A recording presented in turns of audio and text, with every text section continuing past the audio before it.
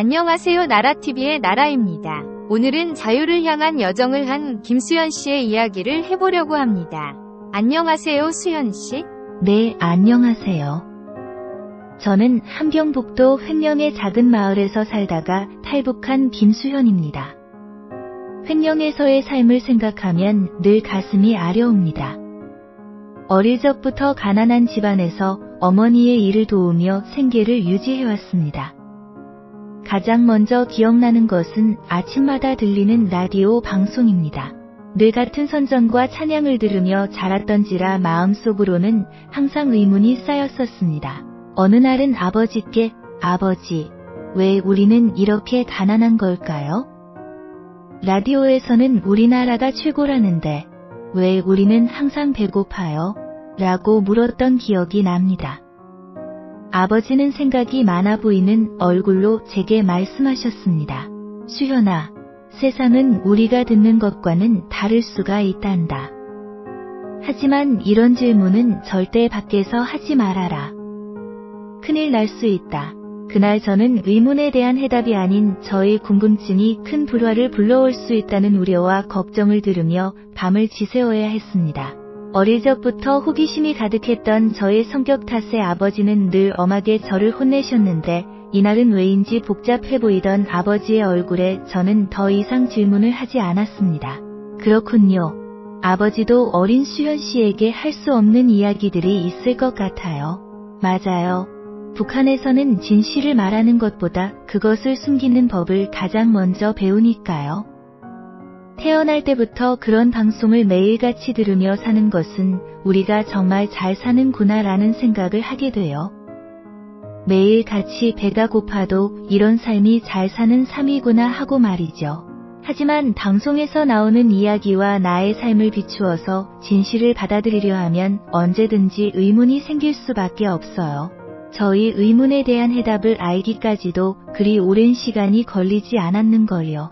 안타까운 현실이네요. 어쩌다 알게 되셨나요? 제가 고등학부 때 이야기입니다.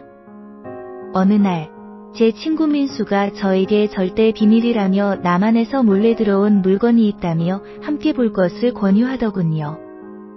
저는 늘 궁금했지만 북한에서는 이런 것들을 보면 온 가족이 죽는다고 교육을 받아왔기 때문에 정말 무섭더라고요. 하지만 무서워서 궁금한 걸 참기엔 당시에 철이 없던지라 무작정 민수의 집에 따라갔습니다. 민수는 저에게 남한 드라마 DVD라며 보여줬고 저는 그날 처음으로 라디오 속 나만의 가난한 이야기가 아닌 형형색색의 색깔들과 본 적 없는 높은 빌딩들을 보게 되었습니다. 처음에는 거짓 같아 보였지만 드라마 속 사람들이 자유롭게 말하고 풍요로운 삶을 살고 있는 걸 보니 당장 이것이 거짓일지언정 부럽기만 하더라고요. 늘 재미없는 수령동지 찬양하는 드라마를 보다가 이런 자극적인 드라마를 보니 당시 제가 살면서 느낄 수 있는 최고의 자극이었습니다.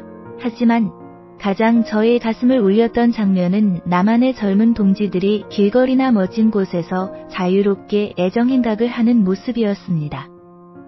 우리는 함부로 애정행각을 했다가는 정말 큰일 나기 때문에 늘 홀로 자기 위로를 해왔던지라 상상으로도 못해본 모습들을 보니 어린 저에게는 자극적일 수밖에 없었습니다.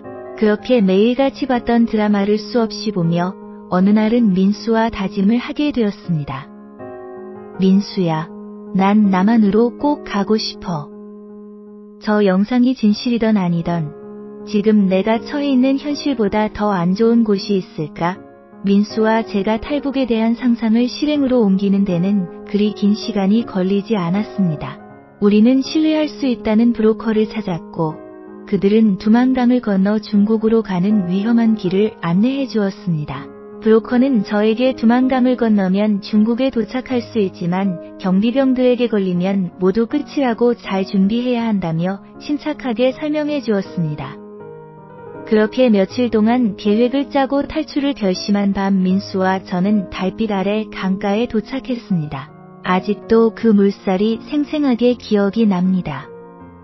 물살은 차갑고 거셌으며 깊이를 가늠할 수 없을 정도로 깜깜했지요. 하지만 저의 심장만큼 차갑고 깊을 수는 없었습니다. 저는 혼자가 아니었기에 더욱 용기를 낼 수 있었어요. 우리는 손을 꼭 잡고 강을 건넜습니다. 강을 건너는 동안 몇 차례 경비병들에게 들킬 뻔한 아찔 한순간들이 있었습니다. 그때는 정말이지 어찌나 무섭던지 강물에 익사해서 죽을 생각보다 경비병들에게 걸리는 것이 더 무섭더라고요. 당시 경비병의 손전등 불빛이 강가를 스칠 때 우리는 숨죽이고 차가운 강 속으로 머리를 푹 담갔습니다. 숨을 참아가며 강을 건넜고 다행히 발각되지 않았지요. 정말 무서웠겠어요. 상상만 해도 아찔하네요. 지금 와서 다시 하라 하면 정말 못할 짓이죠. 그때 심장이 너무 크게 뛰어서 물 밖으로 심장 소리가 들릴까봐 무섭더라고요. 그래도 지금 이렇게 무사히 한국에서 살 수 있어서 정말 다행이에요. 중국에 도착한 후 우리는 조선족 아저씨의 도움으로 은신처에 몸을 숨길 수 있었고 오랫동안 숨어 있으면 불법 체류자로 간주되어 언제 또 잡혀갈 수 있을지 모르는 상황이어서 바로 동남아로 떠나는 계획을 세웠습니다. 우리는 그곳에서 남은 돈들을 모아서 동남아로 갈 수 있는 브로커를 샀습니다. 물론 브로커들 중에 북한 탈북자들을 다시 북으로 돌려보내는 나쁜 놈들도 있습니다. 하지만 우리가 할 수 있는 거라고는 그저 마음을 졸이며 기도하는 것밖에 없었지요. 운이 좋게 우리는 태국에 도착할 수 있었고 도착하자마자 남한 대사관을 찾았습니다. 대사관 직원들이 우리를 따뜻하게 맞이하던 그 모습이 아직도 생생합니다. 그렇게 남한에 도착했을 때 정말 남한 드라마 속 모습이 진짜였구나 하는 충격과 남한 사람들의 곱고 하얀 피부에 놀랐습니다. 정말 잘 왔구나 하는 생각에 안도도 했고요. 어쨌든 지금은 잘 정착해서 정부의 정착 지원 프로그램을 통해 새로운 삶을 살고 있습니다. 그럼 부모님은 두고 혼자 오셨는데 괜찮으신가요? 부모님을 생각하면 마음이 아려옵니다. 하지만 부모님을 모시고 오기에는 아버지가 특히 북한 사상에 너무 물들어서 이런 말을 입 밖으로 꺼냈다가는 저는 탈북을 시도하기도 전에 교화소로 끌려갔을 거예요. 그곳에 두고 와 아직도 그립고 그립지만 제가 마을이 워낙 작고 해서 저 하나 사라졌다고 탈북으로 간주하지는 않을 겁니다. 아버지도 제가 탈북했다고 생각할 바에 죽었다고 생각하시는 게 편하실 테고요. 하지만 이곳에서 일자리 프로그램을 통해 돈을 벌어서 부모님을 모시고 올 겁니다. 아버지는 몰라도 어머니라도 꼭 모셔오고 싶어요. 그러기 위해 정말 열심히 일하고 있어요. 정말 힘드시겠어요. 저도 조금이라도 도움이 됐으면 하네요. 이렇게 제 이야기를 들어주시는 것만으로도 도움이 됩니다. 저는 한국에 살면서 혹시라도 북한에 대해 조금이라도 널리 그 진상을 알려서 우리 동지들을 구해줄 수만 있다면 바랄 게 없습니다. 그렇군요. 수연 씨 오늘 이야기 들려주셔서 감사합니다.